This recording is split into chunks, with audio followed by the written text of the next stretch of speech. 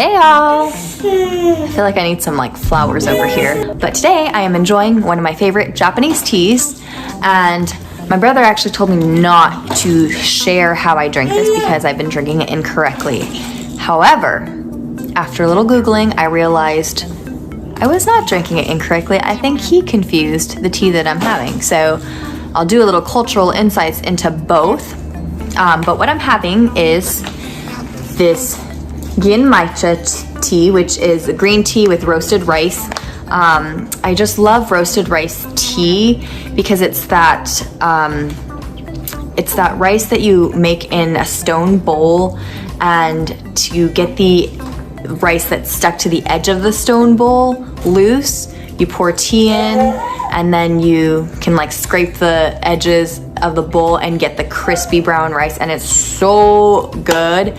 I've actually only ever had that, I think, at like Korean tofu restaurants. I think brown rice tea is popular in Korea.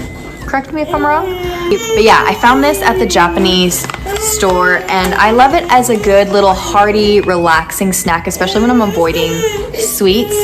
Yes, Bubba? Oh, you want some more Cheerios? Más Cheerios? Okay. There you go. Oh no, he's just throwing the Cheerios. Play catch. Throwing it for the doggy. And so what I do actually is I pour in an arbitrary amount into a cup or mug. So as you can see, there's my tea. And then I will pour the hot water in.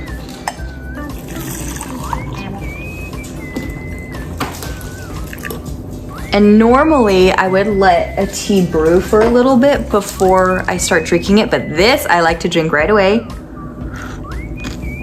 Hot, because I like to get the crispy rices while they're still crispy. I like to get the crispy rice while they're still crispy. And just look at that. They're floating at the top.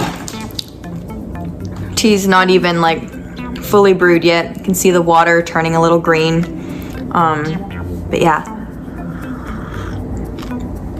So I like to get all the crispy rice.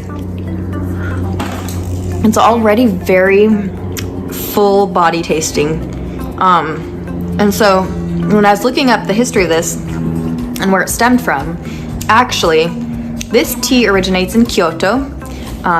Beautiful place if you've never been. And the tea, the green tea and the rice, the green tea with the roasted rice, it was a drink for the poor farmers and the working class, especially during hard times when there wasn't a lot of food, because this was like, with the tea leaves and the brown rice, I guess it was like at least somewhat filling for folks.